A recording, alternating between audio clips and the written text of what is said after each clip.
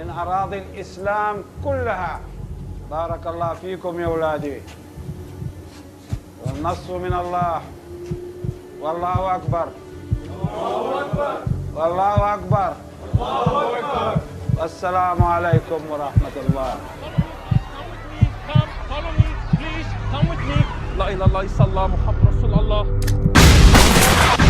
Halo semuanya, pada kesempatan kali ini kita akan membahas sebuah film yang berjudul The Kingdom yang dirilis pada tahun 2007 lalu. Film yang menceritakan tentang awal mula perlawanan kelompok Islam Arab yang tak ingin tanah dan sumber daya alam mereka diambil alih oleh Amerika dan Israel. Namun Amerika dan antek-anteknya malah menganggap kelompok Islam Arab ini sebagai kelompok teroris yang harus segera dimusnahkan di Timur Tengah. Hingga terjadilah perang besar yang berkepanjangan di Timur Tengah.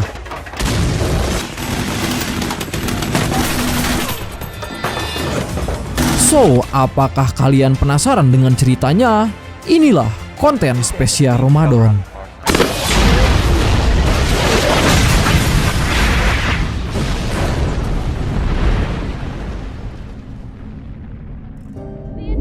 Cerita akan berfokus kepada sebuah narasi yang menjelaskan tentang sejarah awal terbentuknya Kerajaan Arab Saudi pada tahun 1932, di mana Kerajaan Saudi pada kala itu ternyata tidak berjuang sendirian untuk mendirikan kerajaannya, melainkan dibantu oleh pasukan pejuang Islam Arab yang dipimpin langsung oleh seorang kepala suku bernama Abdul Aziz bin Abdurrahman. Sehingga karena bantuan dari para pejuang Islam itulah, sang pemimpin kerajaan Arab yang bernama Ibnu Saud akhirnya berhasil menaklukkan wilayah besar Jazirah hingga berhasil mendirikan kerajaan Arab Saudi. Namun tepat pada tahun 1933, Amerika Serikat mulai melakukan ekspedisi besar-besaran di wilayah kerajaan Saudi, dan Amerika berhasil menemukan sumber cadangan minyak yang menjadi energi utama dalam mendukung kemajuan teknologi mereka. Sedikit informasi, Amerika mengklaim jika merekalah yang pertama kali menemukan minyak di Arab Saudi. Lanjut, hingga karena hal itu, tepat pada tahun 1934, Amerika mulai menjalani kerjasama dengan kerajaan Arab Saudi untuk memperluas cadangan minyak mereka. Akan tetapi kehadiran Amerika ditentang oleh mayoritas warga Saudi yang menginginkan sebuah negara Islam tanpa campur tangan negara asing. Tapi sang Raja Saudi yaitu Ibnu Saud malah tetap mengizinkan Amerika dalam mendirikan perusahaan minyak dan menjalani kerjasama dengan jaminan bahwa Saudi ada dalam perlindungan penuh militer Amerika Serikat. Sampai akhirnya sebuah perusahaan kilang minyak Amerika didirikan di wilayah tersebut untuk menjalani kerjasama antara kedua negara itu. Lalu pada tahun 1976, kerajaan Saudi kembali berulah dengan memberikan dukungannya kepada Israel dalam perang yang terjadi di Timur Tengah. Sehingga karena hal tersebut membuat seluruh warga muslim Saudi sangat menjadi murka karena mereka tidak ingin tanah dan sumber daya alam mereka dimiliki dan dipakai oleh Amerika, apalagi oleh antek-antek Israel. Dan karena hal tersebut, warga muslim Arab mengecam kerajaan Saudi agar berhenti memproduksi minyak untuk Amerika Serikat. Lalu tepat pada tahun yang sama, yaitu 1976, Irak mulai melakukan serangan besar-besaran terhadap Kuwait, bahkan mengancam akan melanjutkan serangan ke negara Saudi. Sehingga di sana, Amerika mulai menawarkan teknologi serta 500.000 pasukan militer demi menjalani hubungan semakin erat kepada kerajaan Arab. Dan di saat yang sama, Bapak Osama bin Laden yang lebih dulu memberikan tawaran bantuan kepada Ibnu Saud justru malah mendapatkan penolakan keras dari kerajaan Arab. Sehingga Osama bin Laden mengutuk hubungan Amerika Saudi dengan memulai operasi atas nama jihad. In June, they began a rapid military expansion into Iraq. Terjadilah perpecahan antara kerajaan Saudi dan para pasukan muslim Osama bin Laden, di mana di sana Amerika dan Saudi sepakat untuk berperang melawan pasukan Osama bin Laden dengan mengatasnamakan kejahatan besar yang dilakukan oleh Osama bin Laden bersama pasukannya. Dan para muslim Arab yaitu pasukan Osama bin Laden sepakat untuk melawan Amerika dan kerajaan Arab yang telah merampas sumber daya alam di Timur Tengah. Singkat cerita, film kemudian berpindah ke sebuah komplek perumahan Amerika Serikat yang berada di wilayah Riyadh, Arab Saudi, di mana kaum-kaum elit alias para keluarga pembisnis minyak mulai menjalani aktivitas di bawah pengawasan serta perlindungan pihak keamanan Saudi. Dan bisa kalian lihat di sana, terlihat orang-orang yang bermain baseball, bakar-bakar daging banteng, minum minuman ciu betot, serta aktivitas yang dilakukan oleh orang-orang Barat pada umumnya, yang seharusnya Timur Tengah adalah tempat suci bagi warga Muslim di sana, kini malah tercemar oleh orang-orang Barat yang semena-mena. Namun tanpa mereka sadari, ada seorang misterius yang ternyata merupakan komandan tertinggi dari Al-Qaeda bernama Abu Hamzah Al-Masari. Ini orangnya yang pada kala itu beliau sedang merekam seluruh aktivitas di tempat tersebut. Bahkan dia datang bersama cucunya, di mana tujuan Abu Hamzah datang ke sana adalah untuk memimpin sebuah serangan yang sebelumnya telah direncanakan oleh kelompok Al-Qaeda. Dan tak lama kemudian setelah memberikan aba-aba kepada antek-anteknya, inilah yang terjadi.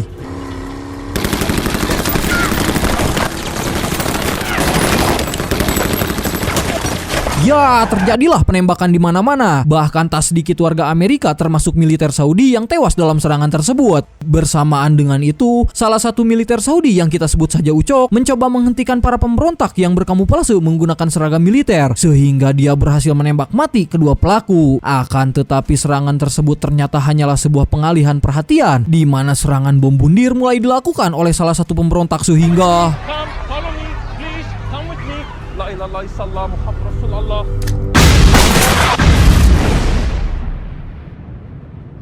di sisi lain terlihat Abu Hamzah yang mendoktrin cucu-cucunya serta antek-anteknya agar benci terhadap orang-orang barat, khususnya orang-orang Amerika Serikat, karena mereka menganggap jika orang-orang Amerika adalah orang-orang yang telah mencuri kekayaan negaranya, dan semua serangan yang mereka lakukan adalah untuk perbuatan jihad. Allahu Akbar.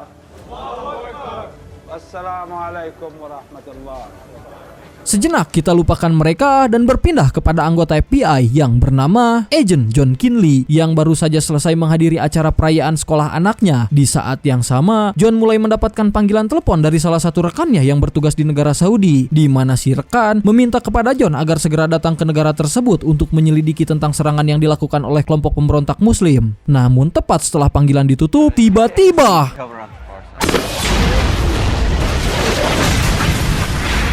ya, terjadilah ledakan dahsyat di lokasi penembakan, membuat orang-orang serta petugas medis yang ada di sana pun tewas tak tersisa. Keesokan paginya, John datang berkunjung ke markas besar FBI dan menjelaskan kepada rekan-rekannya terkait serangan yang dilakukan pemberontak Al-Qaeda. Dengan perkiraan korban sebanyak 200 orang dan anggota FBI yang berada di dekat sana dikabarkan tewas dalam serangan kedua tersebut. Lalu selama rapat tersebut, John kemudian lanjut memberikan arahan kepada rekan-rekannya untuk mendalami serangan pemberontak yang menewaskan ratusan warga Amerika tak bersalah. Dan berdasarkan analisa dari intelijen lapangan, John menduga jika Abu Hamzah lah dalang di balik serangan tersebut. Could be. If it's Saudi, then it's quite probably the work of Abu Hamzah. Di sisi lain, terlihat pihak keamanan Saudi yang kala itu sedang menginterogasi salah seorang anggota polisi bernama Rashid, karena Rashid ini diduga kuat sebagai mata-mata Al-Qaeda, sehingga sang kolonel di sana meminta kepada anak buahnya agar melanjutkan penyiksaan sampai Rashid mau buka mulut tentang keterlibatannya dengan Abu Hamzah. Dan mereka menuduh bukan tanpa alasan karena sang kolonel menemukan beberapa seragam militer yang diduga kuat jika Rashid ini adalah orang yang telah memberikan seragam-seragam itu kepada para pemberontak saat para pemberontak menyusup ke komplek perumahan Amerika. Namun selama interogasi itulah Rashid blak-blakan bahkan mengelak terkait dia yang sama sekali tidak terlibat dengan kelompok pemberontak. Maka dari itu dikarenakan kurangnya barang bukti, seorang komandan bernama Asur meminta sang kolonel untuk menghentikan sesi interogasi sebelum menemukan bukti yang lebih akurat. Sementara di Departemen Kehakiman Amerika terjadi perdebatan antara FBI dan Biro Keamanan Nasional tentang mereka yang harus cepatnya melakukan operasi rahasia di negara Saudi. Bahkan John bersama rekan-rekannya pun meminta Direktur FBI untuk mendesak Biro Keamanan Arab agar dapat mengizinkan mereka melakukan operasi di Saudi. Namun setelah berunding dengan Jaksa Agung serta beberapa pejabat negara, sayangnya mereka tidak juga mendapatkan izin dari Departemen Luar Negeri. Maka dari itu John akan segera berusaha mencari cara lain untuk mendapatkan izin tersebut. Keesokan paginya, John datang menemui seorang wartawan sekaligus penyidik bernama Elena untuk meminta bantuan dalam mengatur pertemuan dengan Duta Besar Arab Saudi, di mana tujuan John menemui si Duta Besar adalah untuk bernegosiasi agar mendapatkan izin dalam melakukan penyidikan terkait serangan pemberontak yang dilakukan beberapa hari yang lalu. Dan setelah berhasil dipertemukan dengan Duta Besar Saudi, di sini John langsung blak-blakan dengan sedikit melontarkan ancaman tentang pekerjaan sampingan yang dilakukan si Bapak Dubes dalam menginvestigasikan uang negaranya, yang ternyata si Bapak Dubes ini telah mengkorupsi uang negaranya untuk membangun bisnis di wilayah Amerika demi kepentingan pribadinya. Sehingga karena takut dengan ancaman itu, John serta rekan-rekan FBI-nya pun mulai mendapatkan izin dari si Bapak Dubes untuk melakukan operasi rahasia di Timur Tengah. Tak lama kemudian, Komandan Asur mengirimkan surat permohonan kepada Pangeran Arab terkait izin anggota FBI yang akan segera mendarat di Bandara Pangeran Sultan Arab. Lalu sang pangeran meminta Asur dan anak buahnya untuk menjadi pengawal FBI selama bertugas di Saudi. Karena jika orang-orang Amerika sampai dalam bahaya, maka citra Saudi akan dicap buruk oleh kedutaan Eropa. Singkat cerita, setelah mendapatkan izin dari Pangeran Arab, akhirnya berangkatlah John bersama rekan-rekannya, yang diantara lain adalah seorang ahli forensik bernama Janet, kemudian ahli analisis FBI bernama Adam Levitt, dan terakhir adalah teknisi handal sekaligus perakit bom bernama Green Sykes, di mana keempat orang ini akan melakukan misi rahasia dalam mengungkap tindak terorisme yang dilakukan kelompok Abu Hamzah. Sejenak kita lupakan mereka dan berpindah ke sebuah markas persembunyian Abu Hamzah, yang kala itu sedang membuat video rekaman bersama pasukannya untuk melakukan serangan ke wilayah Saudi yang ditepati oleh para antek-antek asing dengan dalih sebagai pasukan mujahid, karena tujuan mereka datang ke sana adalah untuk berperang melawan orang-orang pengkhianat di dalam kerajaan yang telah bekerja sama dengan Amerika dan berperang melawan antek-antek asing yang telah merampas seluruh kekayaan mereka. Assalamualaikum warahmatullahi wabarakatuh. Di saat yang sama, John dan rekan-rekannya akhirnya tiba di Bandara Pangeran Sultan, di mana mereka langsung disambut oleh para militer yang dipimpin langsung oleh Komandan Asur. Dan selama di perjalanan, Asur belak-belakan jika pada serangan bom sebelumnya ada 47 anggota serta ratusan penduduk sipil yang tewas akibat serangan pemberontak. Maka dari itu, pihak keamanan Saudi sedang gencar-gencarnya melakukan pencarian terhadap komplotan Abu Hamzah yang telah masuk ke dalam buronan paling dicari di negara Saudi. Tak lama kemudian, akhirnya tibalah mereka di sebuah gedung peristirahatan yang telah dipersiapkan oleh pihak militer. Akan tetapi militer Saudi sengaja tidak memberikan akses penuh kepada FBI. Bahkan mereka dilarang untuk menggunakan senjata serta peralatan tempur. Dan peraturan tersebut dibuat demi keamanan yang diminta oleh Pangeran Saudi. Karena Pangeran Arab sendiri hanya mengizinkan mereka untuk melakukan penyelidikan, bukan untuk berperang melawan para pemberontak. Berpindah ke kota Washington, di mana Departemen Kehakiman Amerika dan Jaksa Agung mulai memberikan surat kekecewaan terhadap Direktur FBI karena telah mengizinkan anggota intelijen mereka pergi ke Arab Saudi tanpa ada persiapan penuh. Namun Direktur FBI belak-belakan jika apa yang dilakukan anggotanya adalah misi yang sangat rahasia, bahkan harus dilakukan untuk mengungkap dalang di balik serangan bom terhadap penduduk Amerika yang ada di Arab Saudi. Someday this job will end. Kembali kepada John yang setelah seharian beristirahat, mereka kemudian bergegas melakukan investigasi tepat di lokasi pemukiman orang-orang Amerika, di mana terlihat jika tempat tersebut sangat dijaga ketat oleh pihak militer, termasuk para petinggi negara. Bahkan tentara militer Saudi sampai melakukan sholat berjamaah untuk mendoakan orang-orang yang sudah meninggal.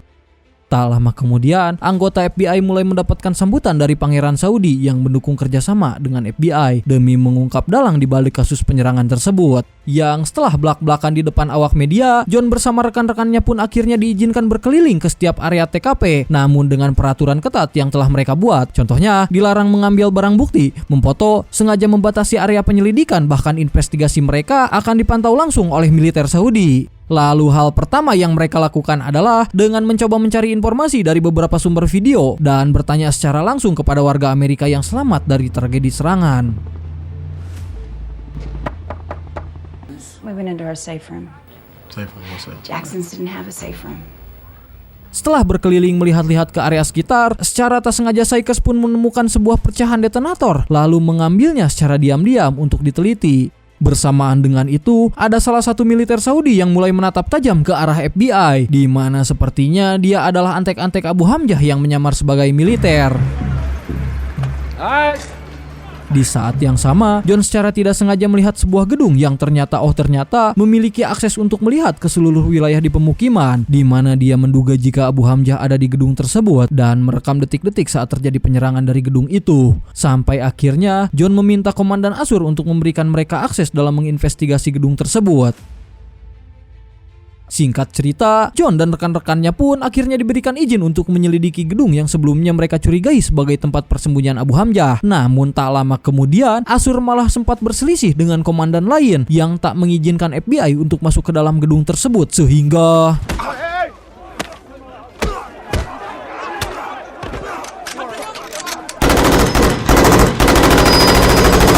Bersamaan dengan itu, kolonel datang menenangkan situasi tersebut, di mana beliau langsung memperbolehkan FBI untuk melakukan investigasi selama 5 menit. Yang setelah itu, John beserta rekan-rekannya pun melanjutkan penyelidikan, dan mereka berhasil mendapatkan bukti jika gedung tersebut memang menjadi tempat persembunyian Abu Hamzah. Lalu John memberikan sebuah pecahan detonator yang sebelumnya mereka temukan di lokasi pengeboman, dan untuk itu dia meminta Komandan Asur agar segera mencari tahu terkait informasi mengenai benda tersebut. Sejenak kita lupakan mereka dan berpindah kepada markas Abu Hamzah yang terlihat di sana sedang mempersiapkan rompi rakitan, dan jika meledak maka pecahan paku serta pecahan kelereng akan muncrat kemana-mana. Bahkan di sana terdapat foto-foto dari para anggota FBI yang diketahui akan menjadi target selanjutnya. Tepat pada malam harinya, seluruh anggota FBI pun diundang makan malam bersama dengan Pangeran Arab, sehingga John belak-belakan mengambil kesempatan itu dengan membujuk Pangeran Saudi agar rekan-rekannya mendapatkan akses penuh dalam melakukan operasi penangkapan terhadap Abu Hamzah.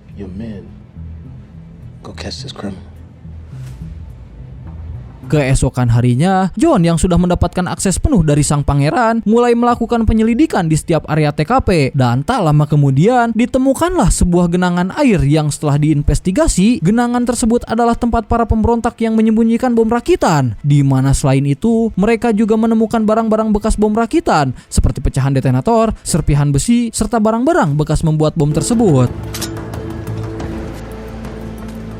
You know what those sons of bitches did? They blew up an ambulance. Oh man. Di saat yang sama, Janet yang sedang melakukan otopsi terhadap mayat korban ledakan, dia menemukan sebuah pecahan paku serta butiran-butiran kelereng yang berasal dari rompi peledak, di mana selain menghasilkan ledakan, paku-paku tersebut akan muncrat kemana-mana dan mengenai korban yang berada dalam radius ledakan. Rohan. Di sisi lain, terlihat John dan Komandan Asur yang datang ke komplek perumahan Amerika sambil memperlihatkan beberapa foto terkait komplotan Al-Qaeda yang menyamar menjadi petugas militer. Lalu seorang nenek turbo belak-belakan jika dia mengenal salah satu orang dalam foto tersebut, bahkan pernah melihatnya saat menjadi petugas kebun, dan bisa disimpulkan jika si pelaku telah lama menyusup ke perumahan itu untuk memantau aktivitas mereka. Dan untuk itu, John bersama antek-anteknya pun bergegas mencari informasi terkait benda detonator yang dia temukan di lokasi pengeboman. Sampai pada akhirnya mereka pergi menemui seorang mantan anggota Al-Qaeda bernama Hussein, anu pake peci bodas ieu tah, geus aki-aki ini orangnya, di mana beliau adalah orang yang dulu pernah bekerja di gudang senjata Al-Qaeda dan sekarang telah mendapatkan ampunan dari kerajaan Saudi. Dengan bayaran, beliau harus memberikan seluruh informasi tentang apa yang dia ketahui mengenai komplotan pemberontak Al-Qaeda. Hingga di sana, Hussein belak-belakan jika detonator tersebut adalah detonator buatan Amerika dan menduga jika Abu Hamzah kemungkinan membeli benda itu dari pasar gelap. Akan tetapi, Hussein sayangnya tidak mengetahui keberadaan Abu Hamzah dikarenakan Abu Hamzah yang sering berpindah-pindah markas layaknya buronan kelas kakap. Tetapi Hussein menjelaskan jika dia sedikit mengetahui tentang ciri-ciri si begundal yang jari-jari tangannya buntung sebelah. Berpindah ke tempat pengeboman, di mana Adam dan Saikes menemukan sebuah petunjuk yang mana terdapat nama rumah sakit pahat dari barang yang digunakan dalam membuat bom rakitan. Hospital identification. You know it? Yes. Yang setelah diidentifikasi, pihak kepolisian Saudi akhirnya berhasil mendapatkan informasi jika akses ambulans serta seragam polisi yang digunakan pemberontak ternyata didapat melalui saudara pelaku yang tewas saat melakukan bom bundir. Maka dari itu, Komandan Asur segera mempersiapkan pasukan untuk mengepung ke lokasi yang diduga menjadi tempat persembunyian saudara dari si pelaku pengeboman. Sehingga tak lama kemudian, pasukan keamanan Saudi pun berhasil melumpuhkan rombongan orang-orang bersenjata dengan cara seperti ini.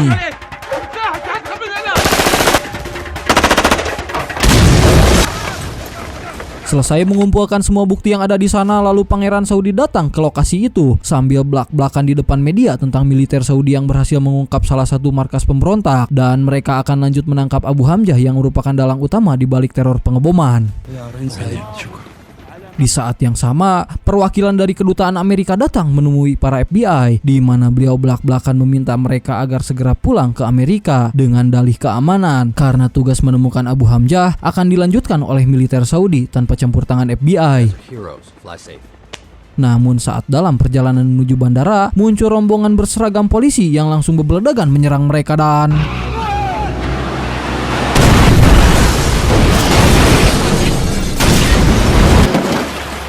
Di saat mobil terguling itulah, komplotan pemberontak pun kembali melakukan serangan, bahkan berhasil menculik Adam, si anggota FBI. Sementara untuk John dan yang lainnya mencoba bertahan dari gempuran serangan, sehingga terjadilah aksi baku tembak antara mereka.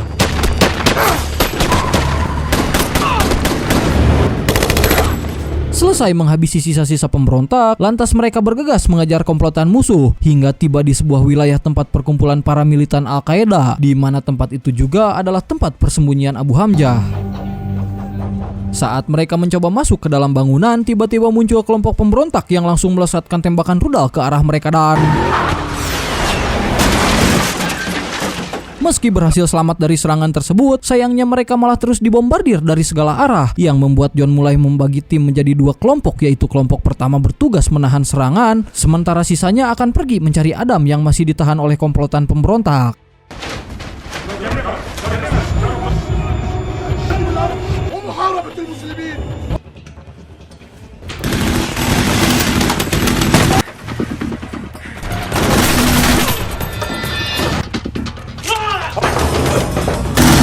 Di saat yang sama, terlihat kelompok pemberontak yang akan segera mengeksekusi Adam sambil melakukan siaran langsung di depan kamera dengan tujuan untuk menebar rasa takut terhadap orang-orang Amerika yang ada di Saudi. Namun saat eksekusi akan dilakukan, tiba-tiba untung saja Janet dan rekan-rekannya pun muncul tepat waktu dan langsung berbeladagan membantai para pemberontak dengan cara seperti ini. Tak lama kemudian muncul bala bantuan dari polisi Saudi, di mana mereka bergegas mengevakuasi seluruh tempat itu dan mulai bergerak menangkap salah satu pemberontak yang masih tersisa. Sementara di dalam gedung, saat John dan rekan-rekannya akan keluar dari tempat tersebut, secara tak sengaja mereka melihat keluarga cemara yang salah satunya adalah kakek-kakek yang gerak-geriknya sangat mencurigakan. Ketika Komandan Ashur akan menolong si kakek, seketika dia menyadari jika orang yang ada di hadapannya adalah kakek Abu Hamzah yang sedang menyamar menjadi penduduk lokal. Dan di saat yang sama, cucu si beliau pun tiba-tiba mulai menembak Komandan Ashur, sehingga dengan terpaksa mereka langsung melesatkan tembakan ke arah si bocil, membuat Abu Hamzah pun segera mengeluarkan senjata yang dia sembunyikan dan...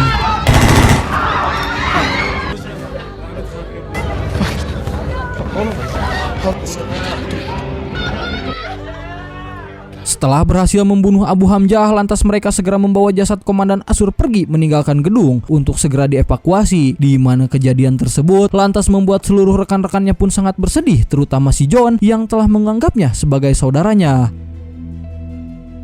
Keesokan paginya, sebelum pergi meninggalkan Saudi, terlihat John yang menyempatkan waktu untuk menghadiri acara pemakaman Ashur. Dan sebelum pergi, dia berpesan kepada anak si Ashur terkait sosok ayahnya yang sangat pemberani. Dan John meminta si bocil itu untuk menjaga keluarganya serta meneruskan tekad sang ayah dalam membela kebenaran.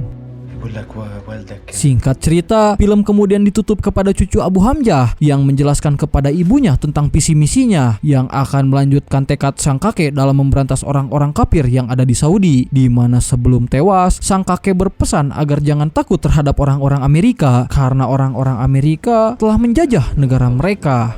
Tamat.